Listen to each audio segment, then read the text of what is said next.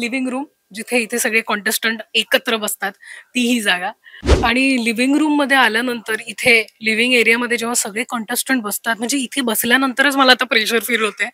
कारण इथे बसल्यानंतर जे काही आदेश येतात बिग बॉसचे किंवा विकेंडला जे काही घडतं, आता यावेळेस तर रितेश देशमुख आहेत होस्ट, तर ते कॉन्टेस्टंटशी या टीव्ही मार्फत संवाद साधणार, बिग बॉस या टीव्ही मार्फत संवाद साधणार.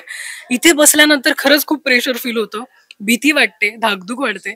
कारण इथे बसल्यानंतर खऱ्या गोष्टी ज्या आहेत बिग बॉसच्या त्या सुरू होतात. नॉमिनेशन असतील, विविध टास्क असेल, अनेकदा इथे बसून भांडणही होतात. बापरे. पण यावेळेस काय काय होणार आहे आपल्याला सगळ्यांना माहिती नाहीये. पण जेही होईल ते मजेशीर असेल, एंटरटेनिंग असेल एवढं नक्की आहे. सो येस, लिव्हिंग रूम जिथे इथे सगळे कॉन्टेस्टंट एकत्र बसतात ती ही जागा.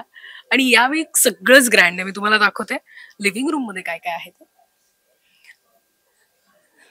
तर यावेळी जसं सांगितलं गेलंय की चक्रव्यूह असणार आहे, तर ते चक्रव्यूह मला इथेच ते पझल मला इथेच जाणवतंय खरं तर. हा सगळा एरिया कमाल आहे. लाईट्स असतील, ओमंग कुमार यांनी केलेलं डिझाईन असेल सेटचं, ह्या सगळ्या गोष्टी अप्रतिम आहे. आणि ही वाईब ना खरंच खूप एनर्जेटिक आहे, कलरफुल वाईब आहे.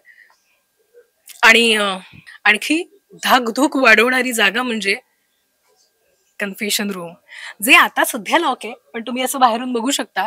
हे कन्फेशन रूम जिथे आतमध्ये जाऊन कोण कुणाला नॉमिनेट करेल, कोण कुणाबद्दल गॉसिप करेल, बिग बॉस सोबत गप्पा मारेल, किंवा अनेकदा कन्फेशन रूम मध्ये गेल्यानंतर स्पर्धक जे आहेत ते इमोशनलही होतात, आतमध्ये धमालही होते.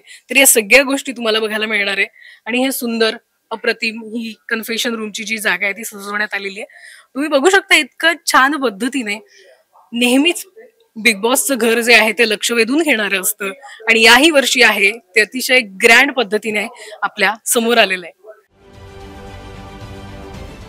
महाराष्ट्रातील सर्व बातम्यांचे विश्वासार्ह व्यासपीठ.